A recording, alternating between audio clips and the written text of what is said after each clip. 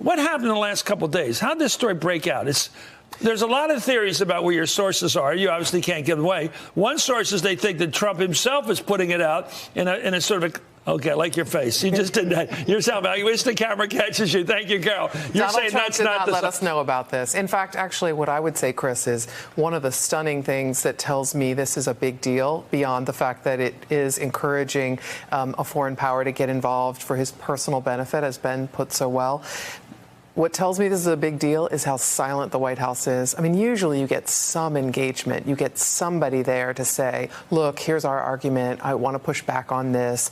There is an absolute death knell over there. And I have to believe that they're scratching their heads trying to figure out what are they going to say. The president, for his part today, said, my lawyers are looking at it and they're laughing at that complaint. I'm not so convinced they're laughing at that complaint. Our reporting today is that the White House counsel and Bill Barr, both, if not personally, their offices, was consulting with the Director of National Intelligence, giving their legal arguments about why this should not go to Congress. And the DNI... the complaint, yes, the content of it. Why this whistleblower's information shouldn't go to Congress, and that this has created great consternation and tension between the Office of the Director of National Intelligence and the White House. Let's go back. He admitted that he would accept dirt on a political opponent from a foreign government and said that he would not inform the FBI if he was contacted by a foreign government with information. Let's watch.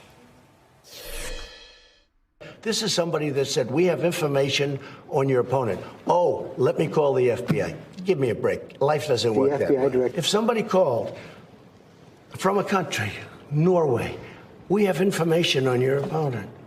Oh, I think I'd want to hear it. You want that kind of interference in our elections? It's not an interference. They have information. I think I'd take it. Yeah, so I think there's three issues here, and they're all really big deals. So the first is shaking down a foreign leader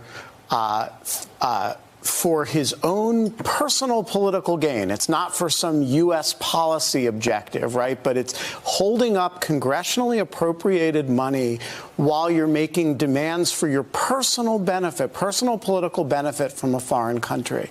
The second issue is inviting, as you just pointed out, inviting or asking or demanding that foreign country to improperly engage in the U.S. political process, right? This is collusion, right? And the third, which is from my point of view by far the worst, is demanding a foreign leader to investigate your political opponents. And Trump has been pretty open about demanding that his law enforcement apparatus investigate his political opponents, whether it's Hillary Clinton or Obama, right? He's easy about that. But now we see he's leaning on foreign officials to do it as well. And by the way, he's not saying to the Ukrainians, cooperate with our law enforcement officials. He's saying to the Ukrainians, cooperate with my personal lawyer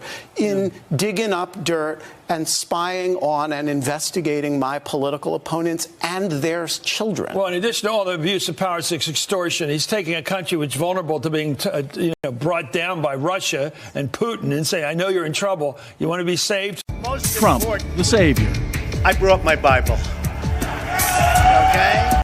If you pull this back, the big question is President Trump open to a foreign government meddling in our elections in 2020? It seems as though from the reporting that we've seen from the Washington Post, the Wall Street Journal, the New York Times, it's that, yes, the president is open to that. And it fits a pattern. When he was a candidate in 2016, he said Russia hacked Hillary Clinton's emails. Then he's telling George Stephanopoulos, hey, if you have information, foreign governments, give them to me. What this tells us in the future is that if you're a foreign government and you want to sway this president, can you give him information that you come across about any political opponent and say, here, Mr. President, give me this because I want to be interested in you and I want you to work in my favor. So I think this is going to be a big issue going forward. There's been a big question about whether or not foreign governments are going to meddle in 2020. Now the question is President Trump going to help them do that? Of course he is. The Congress can't stop him. You know, as we've all been discussing, it's $250 million in military aid that Congress approved that the president was holding back on and blocking, which is pretty unusual. And then the other was a meeting with the president. Aides had been trying to arrange for Trump to meet with Zelensky, something Zelensky really wanted. It's a signal to the world. I've got the U.S. behind my back, that ally that's feeling so unprotected. And Trump was withholding that, too. Is that the promise we keep reading in this paper, that he will meet with them? I can't tell you exactly.